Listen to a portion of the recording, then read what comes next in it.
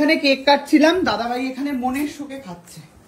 দাদাভাই পনির, এটা এটা এটা এটা চলো শিবমের ফেঁকা হুয়া খানা। ভাইয়ের কেক কাটার সময় তুমি থাকলে না দাদাভাই?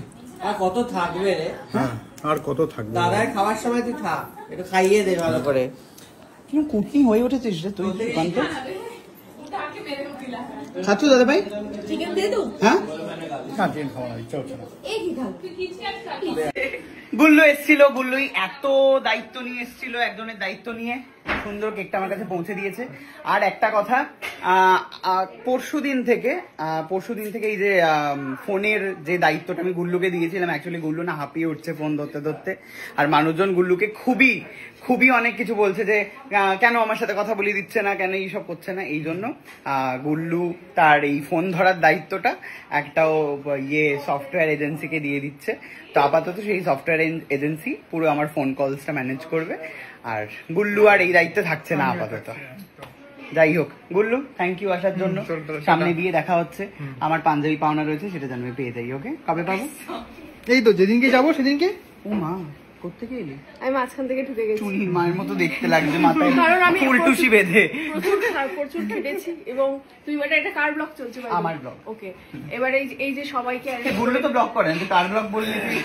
না, তুই তো সকাল তো বিকাল থেকে গেছিস, কারণ সবারই ফোন নিয়ে মোটামুটি কিছু না কিছু বলছিস, তো আমি যাই জিজ্ঞাসা করলাম। কিন্তু এই যে সবাইকে নিয়ে এই যে একটা সুন্দর তোমাকে সারপ্রাইজ দিলাম, তোমার কেমন লাগে? আমার ভীষণ ভালো লেগেছে কুটনি বৌদি। আমি তো ভাবতেই পারছি না যে তুই এত সুন্দর একটা জিনিস ক্রিয়েট করেছিস এত ভালোভাবে। Thank you so much.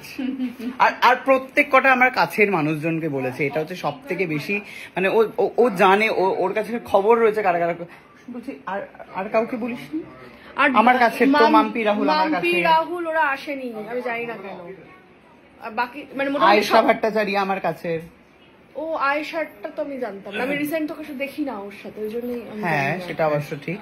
Soumi Chakraborty, সৌমিকেও বলেছিলাম আমি, ও কেন এলো না কে জানো, বলেছিল যে প্যাকআপের পর আসবে। আসলে সবাই মোটামুটি ফোন করছে, আমি মনে পড়লো সৌমিও তো আসবে বলেছিল।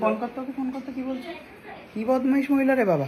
বাট আয়েশাকে তোর বলা উচিত ছিল, আয়েশা হচ্ছে আমার বউ হয়। আয়েশা আমার সেকেন্ড বউ। তুই বিয়ে করে নিয়েছিস? আয়েশা আমার সেকেন্ড বউ। ফার্স্ট বউ আর একজন আছে। ফার্স্ট বউ সৌমি পাল, সরি পাল না, সৌমি পাল তো দিদি, সরি সৌমি চক্রবর্তী। তো দুই বউকে, ও আচ্ছা এক বউকে বলেছি আমি। আসলে ভাবলাম যে ওর সাথে তোকে এখন রিসেন্ট দেখি না, ওটা আমি ওরটা ভাবিনি। যাই হোক, মোটামুটি বাকি সব ঠিক ছিল তো? বাকি সব ঠিক আর ছিল। খাবার দাবার সব ভালো ছিল, তোমার খালি আয়েশার জন্য মনটা পছন্দের আমার জিনিস খুঁতখুত ছিল তো? করছে। তুমি যে চিংড়ি, হ্যাঁ।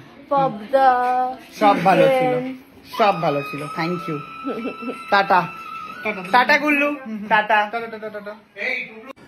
সবাইকে খাইয়ে অসহায় বউয়ের মতো খেতে বসেছে আমার কুটনি বৌদি। কি খাচ্ছ বৌদি? তোমরা যা যা খেয়েছো তাই। খাও খাও খাও, পেট ভরে খাও খাও। কিছু লাগবে আর? না আচ্ছা তো मैं दे रही हूं। ও আচ্ছা দেও।